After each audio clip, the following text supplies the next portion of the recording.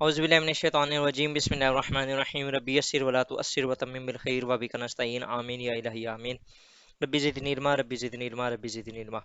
नाज़रीन, आज हम ये एक बुक है अर्रहीकुल मख्तूम, ये आप देख सकते हैं। इसके ऊपर हम आज डिस्कस करेंगे। इनकी समरी जो है उसको हम डिस्कस करेंगे। ये इनके जो ऑथर हैं मौलाना सफ़ीउर रहमान मुबारकपुरी हैं, और ये इन्होंने सीरा पाक के ऊपर हज़रत अकरम सल्लल्लाहु अलैहि वसल्लम की लाइफ के ऊपर इन्होंने बहुत अच्छी किताब लिखी है।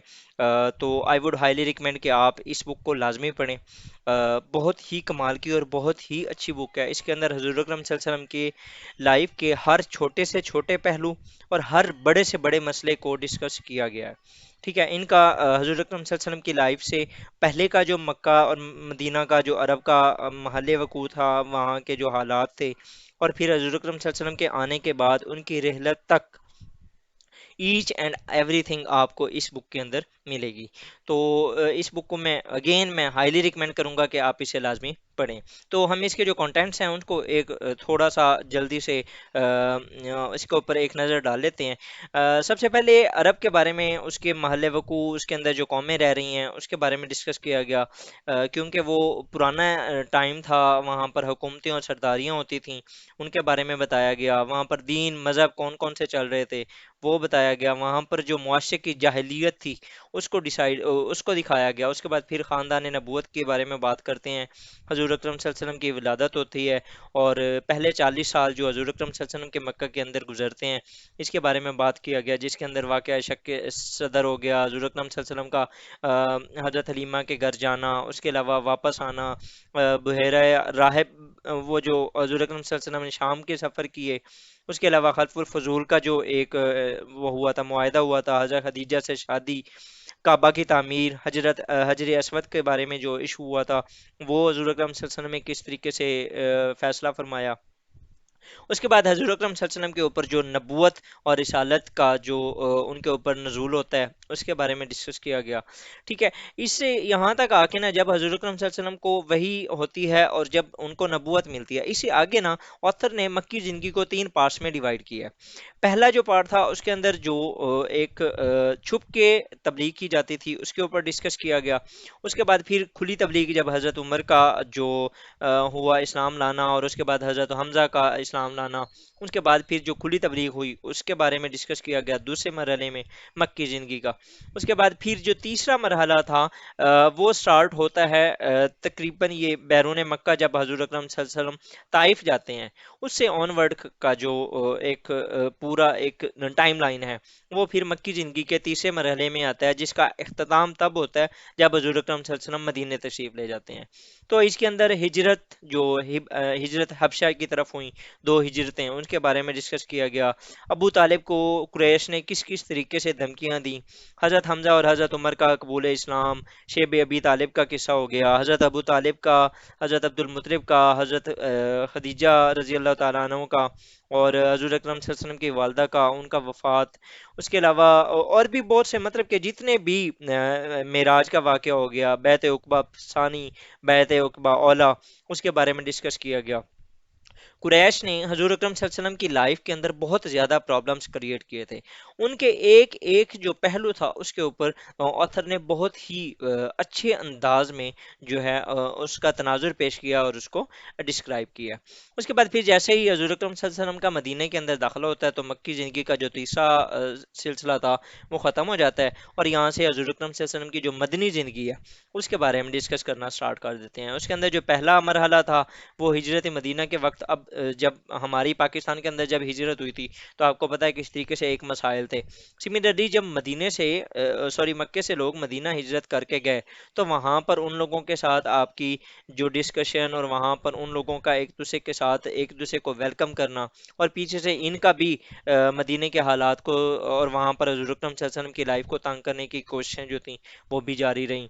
उसके अलावा वहाँ पर फिर गज़वे होने स्टार्ट हो गया मुख्तलिफ़ किस्म के, जो कुरैश के लोग थे और वहाँ के ज़्यादातर मुनाफिकीन जो थे, उन्होंने हज़रत अकरम सल्लल्लाहु अलैहि वसल्लम के बारे में बहुत ज़्यादा जो इश्यूज थे वो क्रिएट किए। फिर जंगें होना स्टार्ट हुई, गज़वा बदर हुई, उहुद हुई। इसके बारे में बड़ा डिटेल के अंदर, हर जो एक गज़वा थी उसको बहुत ही डिटेल के अंदर ना इन्होंने डिस्क्राइब किया हुआ है ओहद के बाद। अब हमारे जो लाइफ है उसके अंदर, अब फॉर एग्जांपल मैं इस टाइम तकरीबन 29 से 30 इयर्स का हो चुका हूँ।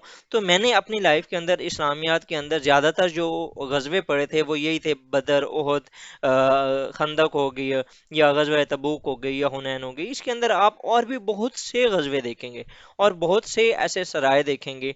इवन कि आपकी लाइफ के अंदर जब आप मदीना में थे, मक्का में तो जो कुरैश ने आपके जो हालात थे वो काफ़ी ख़राब किए ही किए थे ना, मदीने के अंदर भी कुरैश ने आपको सुकून से नहीं जीने दिया था। ठीक है। उसके बाद जी गज़वा बनु कुरैज़ा होता है, उसके अलावा सुलह हुदैबिया हो गया। जब सुलह हुदैबिया कंप्लीट होता है उसके बाद जो है मदनी ज़िंदगी का जो दूसरा हिस्सा है वो स्टार्ट होता है। अब उसके बाद फिर क्योंकि सुलह हुदैबिया का एक अल्लाह ताला ने मुसलमानों को लिए फतह मुबीन बनाई थी, तो उसके बाद हजूर अकरम सल्लल्लाहु अलैहि वसल्लम ने खुलम खुला जो तबलीग थी, इशाअत थी, वो करना स्टार्ट कर दी। ठीक है। उसके बाद फिर फर्दर गज़वा खैबर होता है और उम्रा किया जाता है मुअत्ता के मकाम पे जो गज़वा होता है। उसके बाद जी फतह मक्का हो जाता है।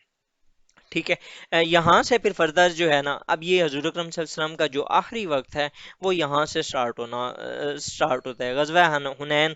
इसके बारे में बड़ा डिटेल में डिस्कस किया गया कि इसके अंदर किस तरीके से मुसलमानों के पाँव उखड़ चुके थे, लेकिन हजूर अकरम सल्लल्लाहु अलैहि वसल्लम ने अपनी जान फिशानी से और किस तरीके से अपना एक जो मिलिट्री स्ट्रेटेजिस्ट का रोल प्ले करते हुए अपने जो लश्कर था उसको दोबारा कायम किया और फिर वो जंग जीती भी सही।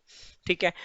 उसके बाद फिर फर्दर गज़वा तबूक होती है जिसके अंदर जंग तो नहीं हुई थी, लेकिन मुसलमानों को बहुत ज़्यादा जो मसाइल और परेशानियाँ थी उनके ऊपर सब्र और जो एक तहम्मुल का मुजाहरा जिस तरीके से मुसलमानों ने किया वो बहुत ज़्यादा मिलता है। उसके बाद फिर इन द एंड खुतबा हिज्जतुल विदा हुज़ूर अकरम सल्लल्लाहु अलैहि वसल्लम का जो हज होता है आखिरी, उसके ऊपर डिस्कस किया जाता है। उनकी रहलत के जो आसार थे उसके बारे में बहुत अच्छे तरीके से बताया गया कि बहुत से ऐसे पॉइंट्स थे जो हजूर अकरम सल्लल्लाहु अलैहि वसल्लम ने अपनी लाइफ के अंदर बता दिए थे कि अब ये मेरा आखिरी साल है। ठीक है। उसके बाद फिर हजूर अकरम सल्लल्लाहु अलैहि वसल्लम की वफ़ात होती है, कुछ खाना नबूवत मतलब कि हजूर अकरम सल्लल्लाहु अलैहि वसल्लम के अखलाक और औसाफ के बारे में डिस्कस किया जाता है। हजूर अकरम सल्लल्लाहु अलैहि वसल्लम का जो अहले बैत है उसके बारे में डिस्कस किया जाता है, ख़ास तौर पे उम्महातुल मोमिनीन। तो आपने देखा कि इस बुक के अंदर उन्होंने कोई चीज भी नहीं छोड़ी। इवन के मतलब कि हजूर अकरम सल्लल्लाहु अलैहि वसल्लम की विलादत से लेकर उनकी रहलत तक की जिंदगी के हर एक छोटे से छोटे और बड़े से बड़े इशू को इन्होंने बहुत अच्छे तरीके से इलेबोरेट किया है और बहुत अच्छे तरीके से इन्होंने एक्सप्लेन किया है। तो आई वुड हाईली रिकमेंड कि आप अपनी ज़िंदगी के अंदर ये बुक लाजमी पढ़ें। अगर आपको चाहिए तो आप मेरे जो व्हाट्सएप वाला नंबर है आप उसके ऊपर कांटेक्ट करें, मैं आपको पीडीएफ फॉर्म में ये शेयर कर सकता हूँ। ठीक है। या आप मेरा ग्रुप ज्वाइन कर लें, उसके अंदर आपको ये मिल जाएगी। सो होपफुली आपको ये बुक अच्छी लगी होगी और आप इसे पढ़ें और आपको इंशाल्लाह ताला ताला बहुत बहुत मज़ा आएगा हज़ूर अकरम सल्लल्लाहु अलैहि वसल्लम की लाइफ को पढ़ने पे। ठीक है। तो थैंक यू जी, अल्लाह हाफिज़। होपफुली आपको ये वीडियो अच्छी लगी होगी। अगर अच्छी लगे तो हमारे चैनल को सब्सक्राइब करें। इंशाल्लाह ताला मैं फर्दर भी इस तरह की कोई अच्छी बुक्स आपको रिकमेंड करता रहूँगा। स्टे ट्यून्ड जी, थैंक यू, अल्लाह हाफिज़।